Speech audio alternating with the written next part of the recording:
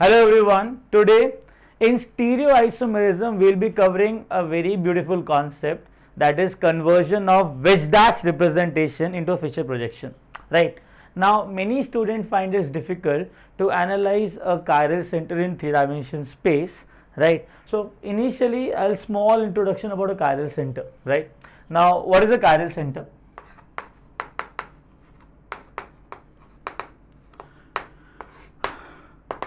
It is a sp3 hybridized atom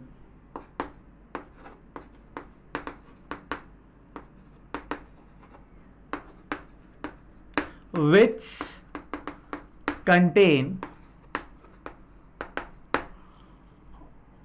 all four different substituent. Right. Now example.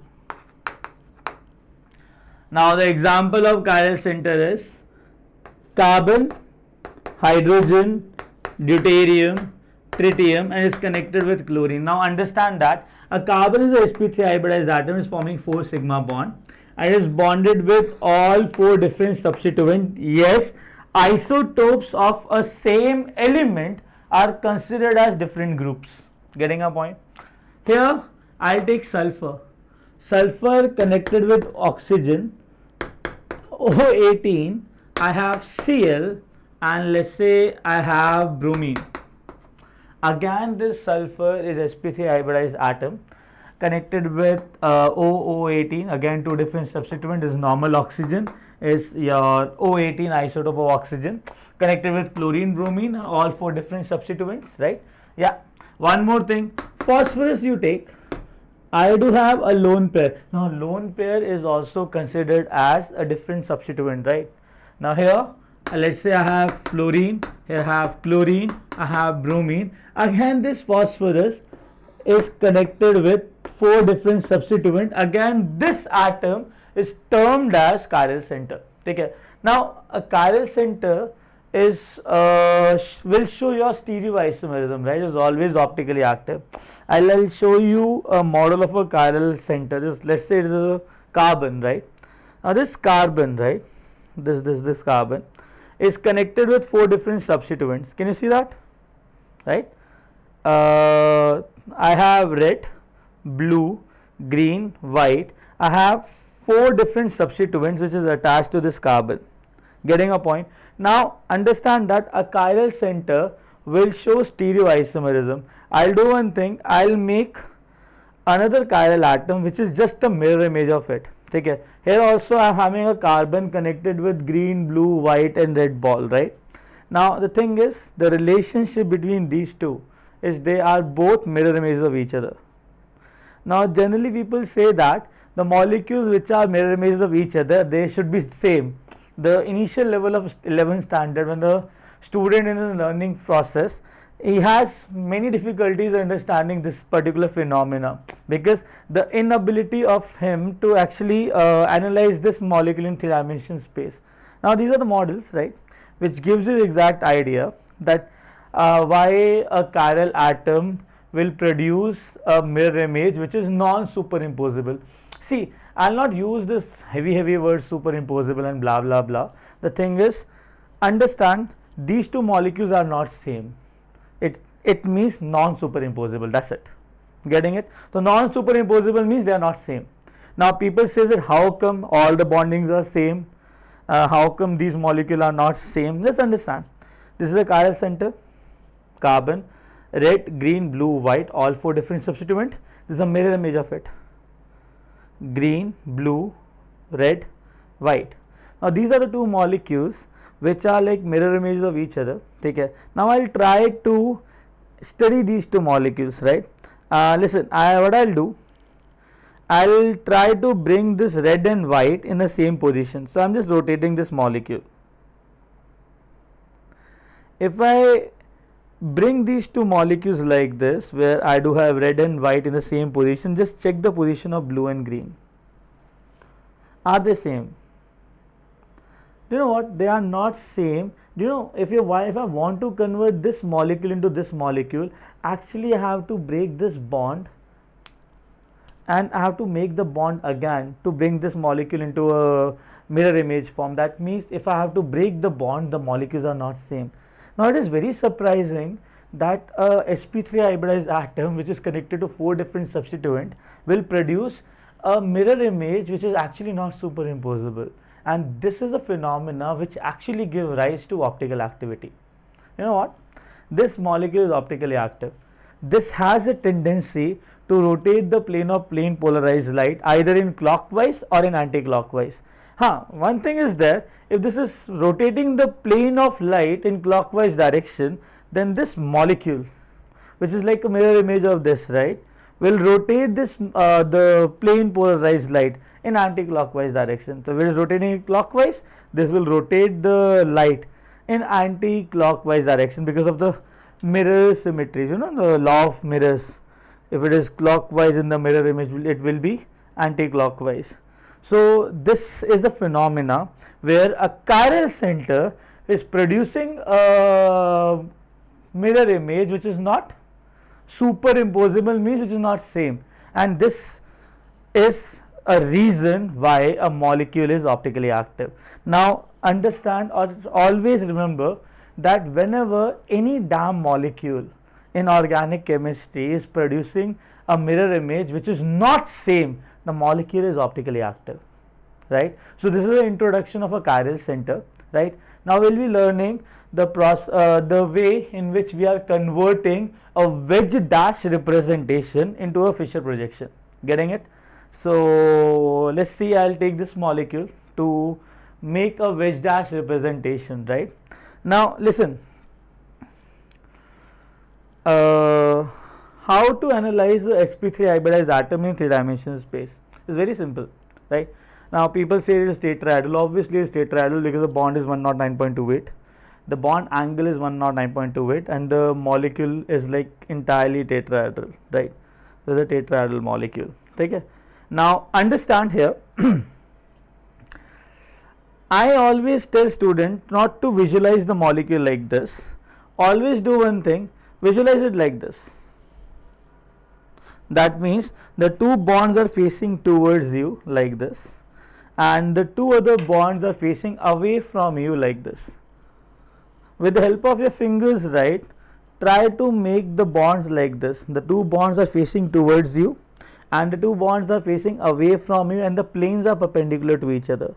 Now this is actually a tetrahedral arrangement. See, the two bonds are facing towards you, the two molecules are facing towards you, and the two molecules are like away from you at a plane perpendicular like this. Understood? So this is the way you have to analyze a sp3 hybridized atom. Take care. Now it's very simple how to represent this molecule in wedge dash form. Take care. Wedge dash representation. Now wedge dash is a representation by which you will convert, or you will represent the 3-dimension molecule into 2-dimension board. Getting it? So I'll take this molecule, right? So I'll take this molecule like this. Take care. Now understand these two bonds in this plane. So I'll assume this plane as a plane of a board, and you know what, the plane of the board means the normal bonds. So understand, I can decide the direction of the bonds which are actually in the plane of the board, a plane of the board or plane of the paper, anything you can say. So I'll just keep this molecule like this so that you can analyze it nicely, right? I'm keeping it like this. Take care. I do have a carbon, red ball, blue ball. So the two bonds are like this. Take care. Now when I'm drawing these two normal bonds, there is one thing there. This is red, this is blue, right? Now understand, I'm sure about these two bonds, right? I'll just keep this molecule here. Take care. I'm sure about these two bonds here. Take care. That the red bond is here and the blue bond is here. The red group is here and the blue group is here. Now I just told you how to visualize the molecule. I'm very much sure about these two bonds, right? And I know this is the direction of the bonds, right? Because they are in the plane of the paper and plane of the board. So this is the direction of this red group. This is the direction of the blue group. Take care. Now I want to find out the direction of other two bonds. So if these two bonds are like this in the plane of the board, Other two bonds will be like this. Getting it? One will be towards you, other will be away from you. The bond which is like towards you, which is coming out of the board, is represented by wedge.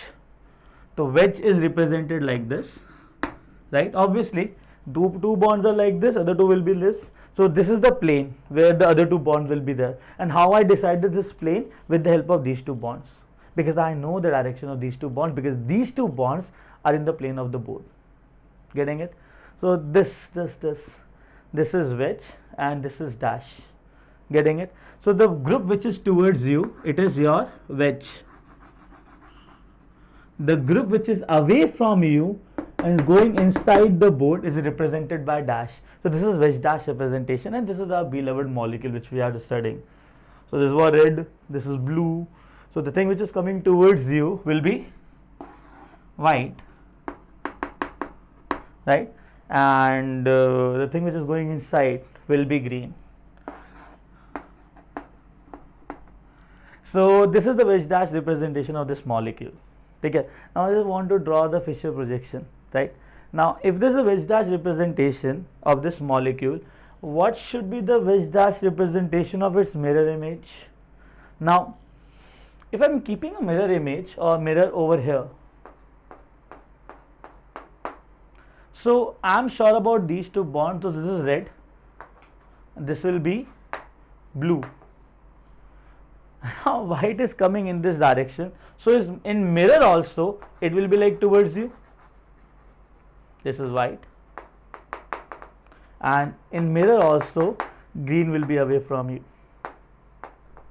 So these two are nothing but the mirror image of each other, and this representation is known as wedge dash representation. I just want to convert this wedge dash representation into your Fisher projection. Okay. Now in order to draw a Fisher projection, right, you have to visualize the molecule in another way. Okay.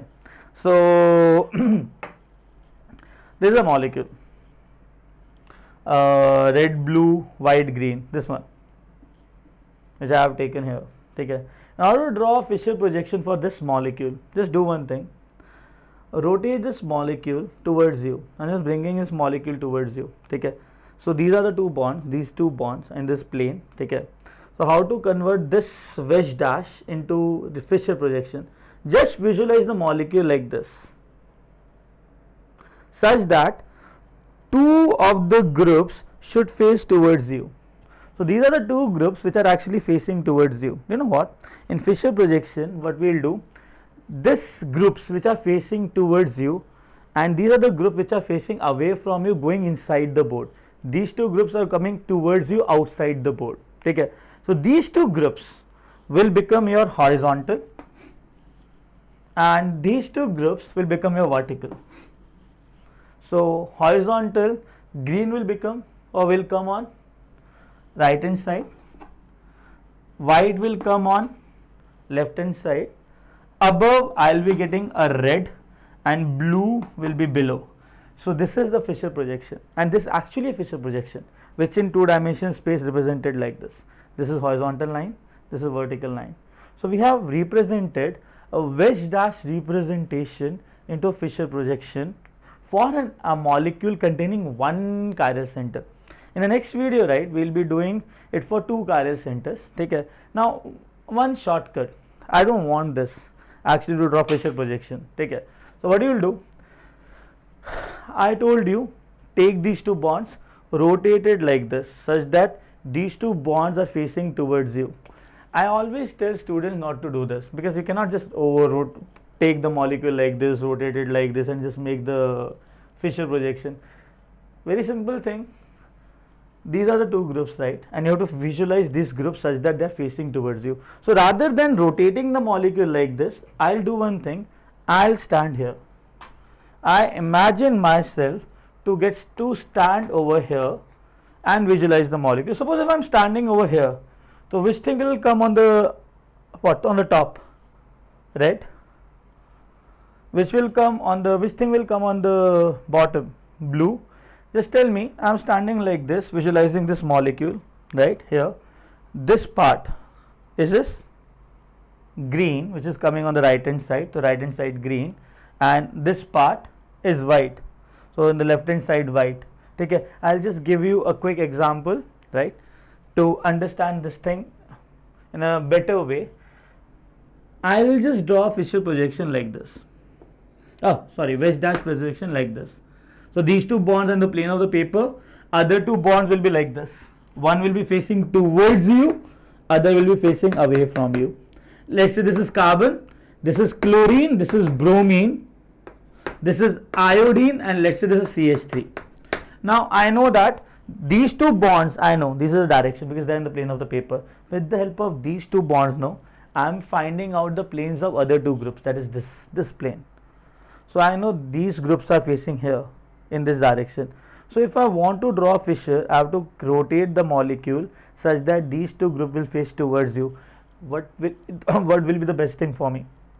I'll rather stand here in this direction, here, such that these two, I'm just facing the molecule from this direction. Okay, I imagine myself here. So if I'm visualizing the molecule from this direction, on the top I'll be visualizing chlorine, bottom bromine. This iodine, right, is coming towards the right. So towards right, and this CH3 is going at the back. So I'll be getting CH3 over here. So this is the representation of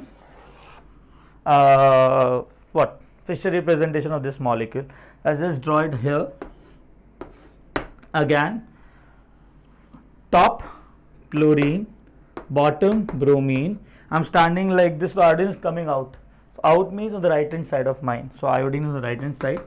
CH3 is coming, is going back, like towards the inside the board, towards my left hand side. So I'll be having left CH3. So hope you understood how to draw or how to convert a wedge dash representation into a Fisher projection for a molecule containing one chiral center. Getting it? So hope you enjoyed it. Please like and subscribe this channel. Thank you.